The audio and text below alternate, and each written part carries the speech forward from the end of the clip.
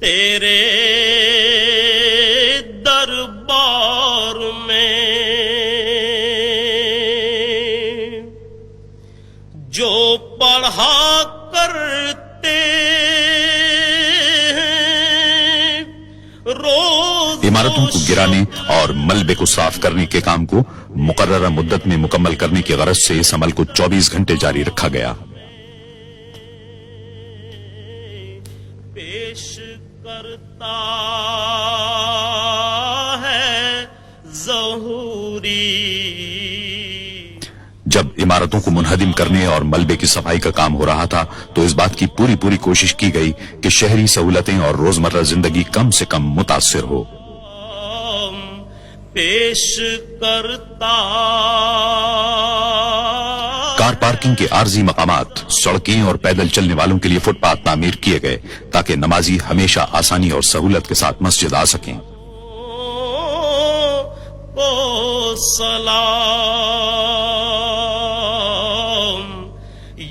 تعمیراتی کام کے تمام مرحلوں میں یہ امر بدستور ایک رہنما اصول رہا۔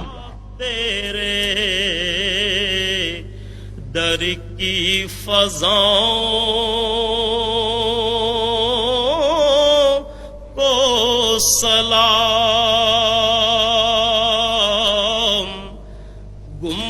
17 محرم الحرام 1406 ہجری کو مسجد کی توسیع کے لیے بنیادوں کی کھدائی کے ساتھ ہی تعمیراتی کام کا آغاز ہو گیا۔ مسجد کے ارد گرد کا علاقہ صحرائی ریت کا ہونے کے باعث غیر مستحکم تھا اور عظیم الشان ڈھانچے کو سنبھالنے کے لیے بنیادوں کی تعمیر کی جدید ترین ٹیکنالوجی کی ضرورت تھی۔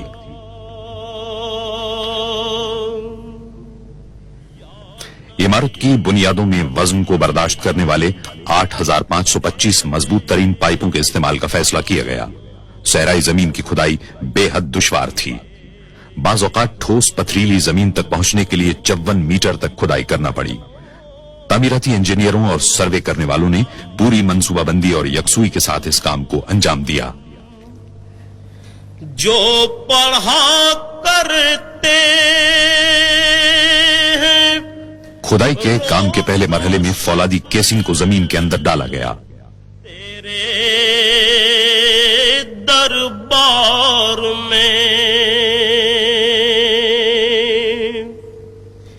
جو پڑھا کرتے ہیں روز و شب۔ شافٹ جو ہی اندر پہنچی، دیو ہیکل مشینوں سے کھدائی کا عمل شروع ہو گیا۔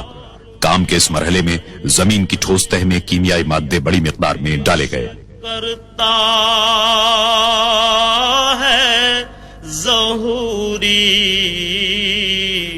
ان سلاموں کو سلام پیش کر۔ مسجد کی پائیداری کے سلسلے میں کامیابی کے حصول کے لیے بڑی تعداد میں بھاری مشینوں کا استعمال کیا گیا۔ اس عمل کے دوران انجینئر زمین کی تہ کے نمونوں کا معائنہ کرتے رہے تاکہ اصل چٹانوں تک پہنچنے کے عمل کو یقینی بنایا جا سکے۔ وہ مقامات جہاں بھاری ساختوں، مثال کے طور پر نئے میناروں کی ضرورت تھی، وہاں جھٹکے برداشت کرنے والے جیکٹوں کے علاوہ فولاد کی کیسنگ بھی استعمال کی گئی۔ فولاد کی کیسنگ کی اندرونی اور بیرونی جگہوں پر کیمیائی مادے ڈالے گئے تاکہ نئی عمارت کو ہر قسم کے معائب سے محفوظ رکھا جا سکے۔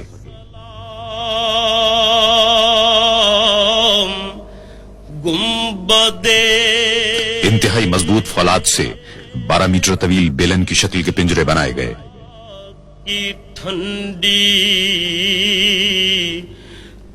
اصل پوزیشن کو سنبھالنے کی غرض سے ان پنجروں کو کنکریٹ کی مدد سے نصب کیا گیا۔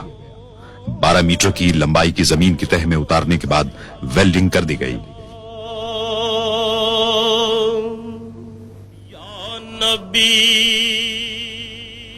قریب ہی واقع ایک پلانٹ میں 1 لاکھ مکعب میٹر کا کنکریٹ تیار کرنے کا عمل جاری تھا۔ توسیع منصوبے کے دوران ہر مرحلے کی مناسب انداز میں رہنمائی کی گئی۔ کو سلام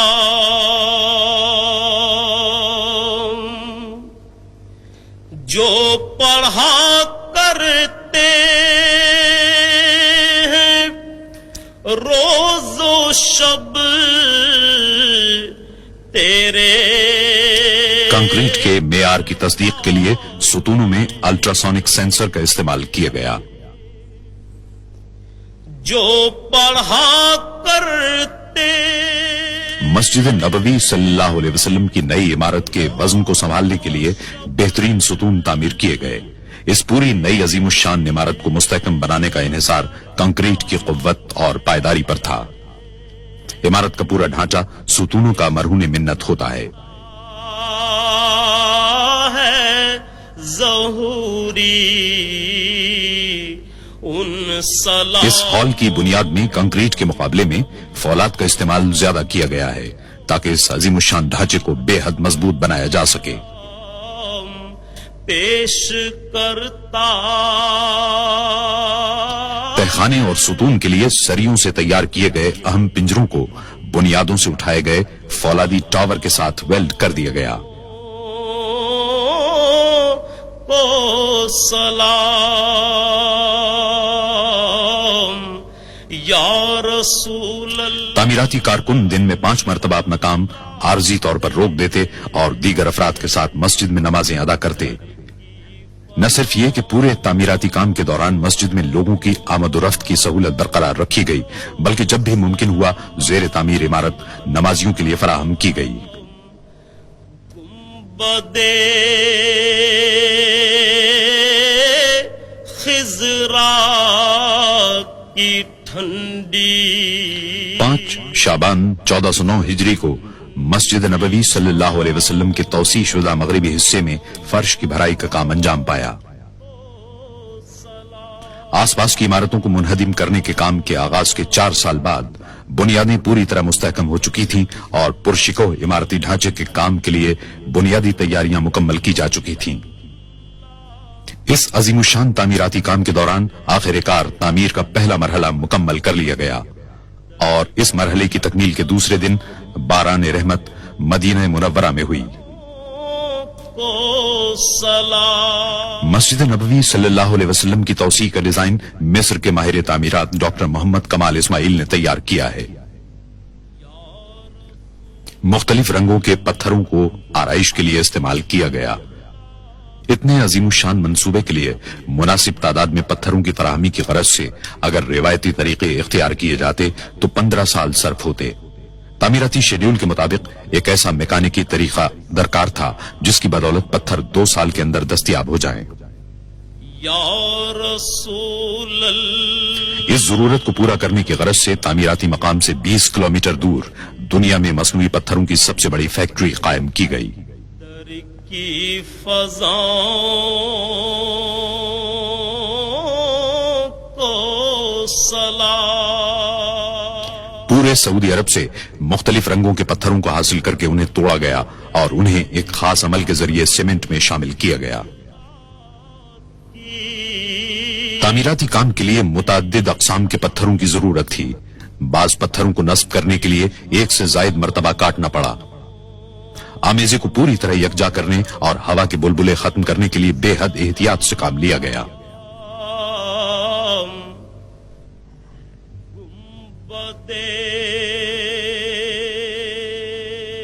پوری گنجائش کے ساتھ کام کرتے ہوئے فیکٹری میں یومیہ 750 پتھر تیار کیے گئے۔ مجموعی طور پر 5 لاکھ پتھر بنانے تھے، ان میں سے بعض کو آرائشی ستونوں میں نصب کرنا تھا۔ سلام ماہر کاریگر جپسن پر نقش و نگار کندہ کرتے رہے۔ نقش و نگار کو نیگیٹو انداز میں کندہ کیا گیا تاکہ پتھر پر ان کا اصل نقش تیار ہو سکے۔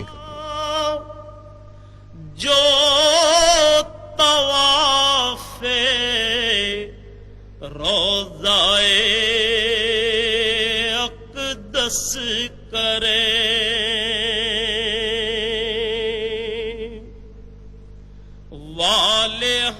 نقش و نگار کندہ کرنے کے عمل میں متعدد جدید اوزاروں کی مدد دی گئی۔ اس کے بعد پتھروں پر مختلف کیمیائی اجزاء لگا کر 24 گھنٹے کے لیے چھوڑ دیا گیا تاکہ عکس واضح اور پائیدار ہو جائیں۔ پتھروں کی اتنی احتیاط اور مہارت کے ساتھ تیاری نے توسیع شدہ حصے کو فن تعمیر